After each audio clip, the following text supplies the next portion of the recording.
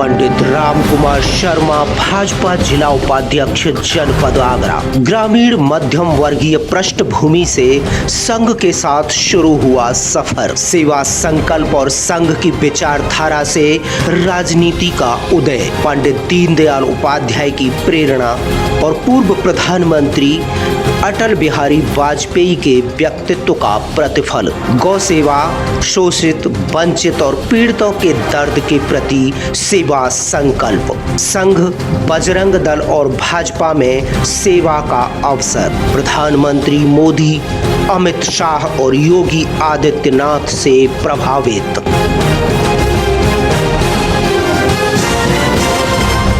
जनपद हाथरस के मेहमपुर जाटा नगरिया के रहने वाले पंडित राम कुमार शर्मा एक साधारण परिवार से ताल्लुक रखते हैं। पिता रोडवेज में बाबू के पद पर रहे। माने तो राम कुमार शर्मा की पारिवारिक पृष्ठभूमि राजनीति से कोसों दूर रही। गांव में प्राइमरी शिक्षा, उसके बाद आगरा आकर ग्रेजुएशन आगरा कॉलेज से करने के साथ संघ की महादेव शाखा से जुड़े। मेरा जो पारिवारिक जीवन रहा है, एक साधारण से गाँव मेहमदपुर जाटा नगरिया एक गांव है। उस गांव में किसान के घर में जन्मा और साधारण गांव में जन्म लेकर मैंने वहीं पर पढ़ाई दीक्षा प्रारंभ की। उसके बाद मेरे पास हमारे यहाँ राजनीति में कोई ऐसा नहीं था कि जो कोई राजनीति या कोई दूसरे काम करते हों।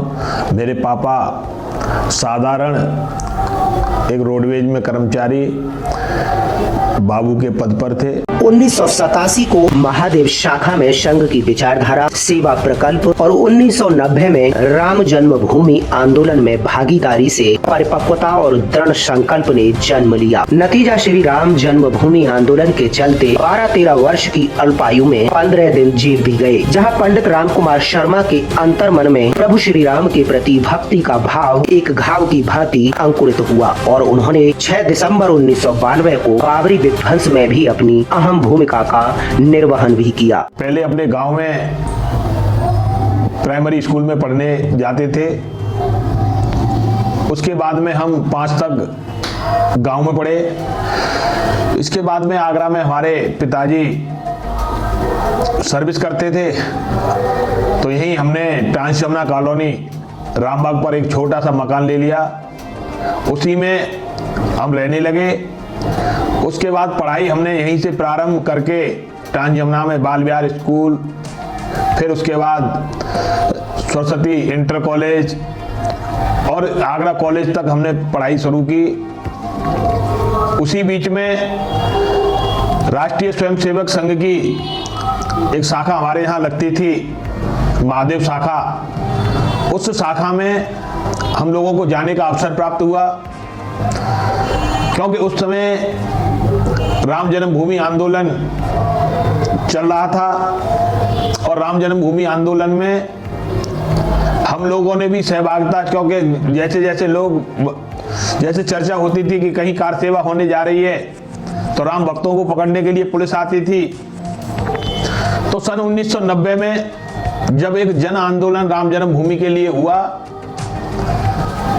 तो सब तरफ से, चारों तरफ से जैसे आजादी के रेले चले थे, उसी तरह से रेले लोग अपने घरों में से निकल कर और उससे गिरफ्तारी देने के लिए तैयार हो के चल दिए। तो हमारी भी उम्र लगभग एक 12-13 साल रही होगी। हमने भी झंडा उठाकर भगवान श्री राम के लिए हम भी जेल गए। बाबरी ढांचा ढहाए जाने के बाद उत्साह की पराकाष्ठा ने उनके हौसले को और भी बुलंदी प्रदान की और उन्होंने शाखा में मुख्य शिक्षक के बाद बजरंग दल में प्रांत संयोजक तक का पदभार बखूबी संभाला। गौरक्षा, धर्म रक्षा और लव जिहाद का डटकर मुकाबला भी किया। 6 दिसंबर 1992 को जब बाबरी ढांचा ढाया गया, उसमें हम लोग भी बड़ा उत्साह के साथ, हम लोगों की भी सहभागिता रही और हम समाज के लिए, अन्य लोगों के लिए बड़ा काम करते थे। तो लगातार संगठन में हमें काम करने का एक अवसर मिलता था। राष्ट्रवादी विचारधारा को लेकर भारतीय जनता पार्टी, पूरा संघ परिवार जो काम करता था, उसी काम में कभी गाय को बचाना हम बजरंग दल विश्व हिंदू परिषद के नाते करते थे। तो लगातार इसी तरह हम संगठन में चलते रहे। और चलने के बाद में आगे बढ़ते रहे। जैसे जैसे हमारी विचारधारा बढ़ती गई, उसके बाद हमको लगा, क्योंकि राजनीतिक लोग इतना दबाव बनाते थे संगठनों के ऊपर कि संगठन को कभी प्रतिबंधित करने का काम करते थे, कभी हल्ला मचाने का काम करते थे।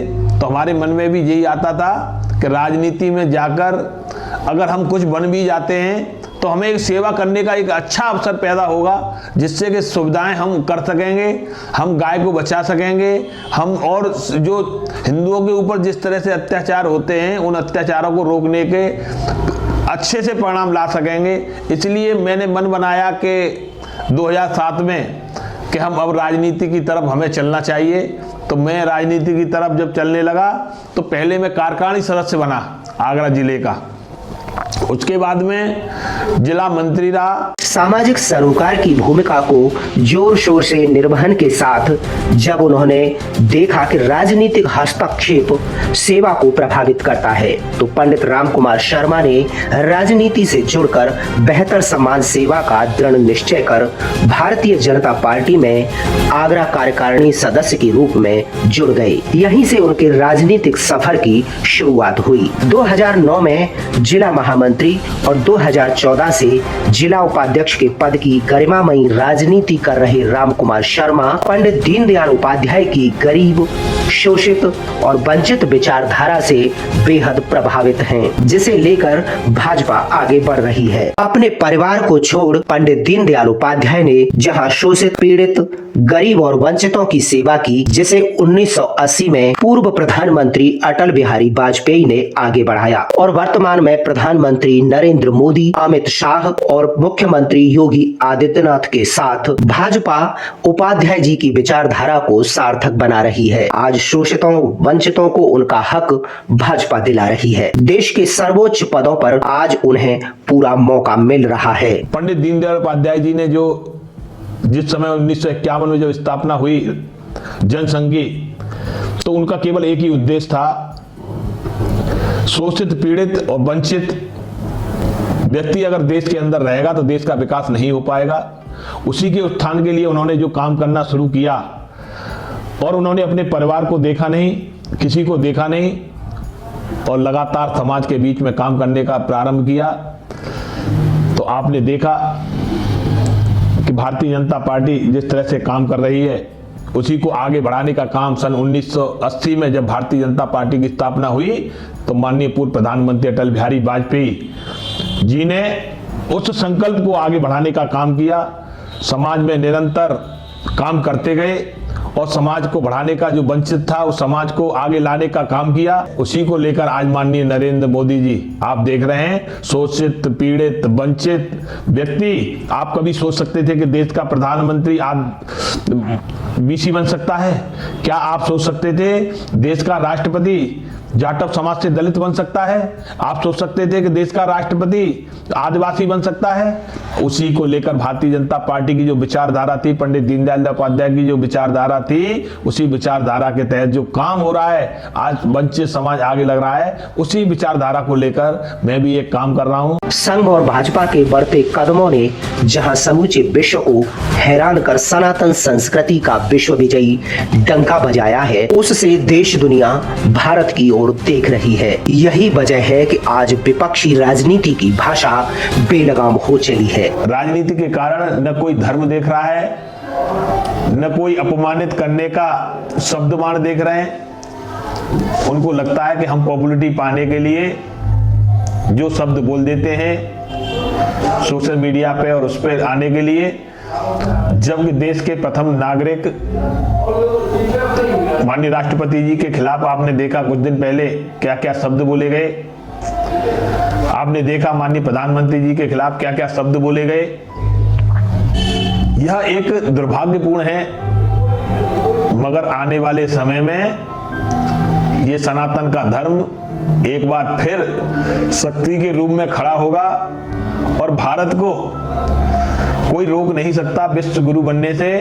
इसलिए आप समझ लीजिए कि जो भी आताताई या सनातन धर्म को खत्म करने वाले हैं वो स्वतः ही खत्म हो जाएंगे। पंडित राम कुमार शर्मा ने बातचीत के दौरान बताया कि जिस प्रकार अंग्रेजों और मुगलों ने भारत को तोड़ा है, आज ठीक उसी के विपरीत भारत विश्व को जोड़ने का काम कर रहा है। कश्मीर से धारा 370 हटी, अब जितने भारत माता के अंग कटे हैं वो जुड़ने का वक्त आ गया है। संघ और भाजपा भारत को विश्व गुरु बनाने के साथ साथ हिंदू राष्ट्र बनाने का संकल्प पूरा करेगी। आज दुनिया और वैज्ञानिक सनातन संस्कृति को आत्मसात करने की दिशा में कार्य कर रहे हैं और ये भारत के लिए बड़े गर्व की बात है। जो भारत माता है ये सनातन धर्म है और सनातन धर्म आदि काल से है और इस आदि काल में लोग इसे जो तोड़ने का काम करते हैं, लोगों ने बड़े बड़े आताताई बड़े बड़े अंग्रेजों ने शासन किया और लोगों ने तोड़ने का काम किया। उस भारत माता को जिस तरह से खिन्न भिन्न किया है उसको एक करने का काम राष्ट्रीय स्वयंसेवक संघ और भारतीय जनता पार्टी कर रही है। आप देख रहे होंगे आज पूरे देश के अंदर जिस तरह का जो माहौल हिंदू समाज के प्रति सनातन के प्रति एक जागरूक हुआ है, इससे आप क्या मानते हैं? इससे हमारा देश खड़ा हो रहा है, एकजुटता आ रही है। धारा 370 आपने देखा, लोग कहते थे कि सिर कटा हुआ है, मगर हमारी विचारधारा हमारी भारतीय जनता पार्टी की सरकार बनी, माननीय नरेंद्र मोदी ने उसे जोड़ने का काम किया। भारत माता के जितने अंग कटे हुए हैं उन अंगों को जोड़ने का काम भारत में होगा और भारत भी विश्व गुरु बनेगा।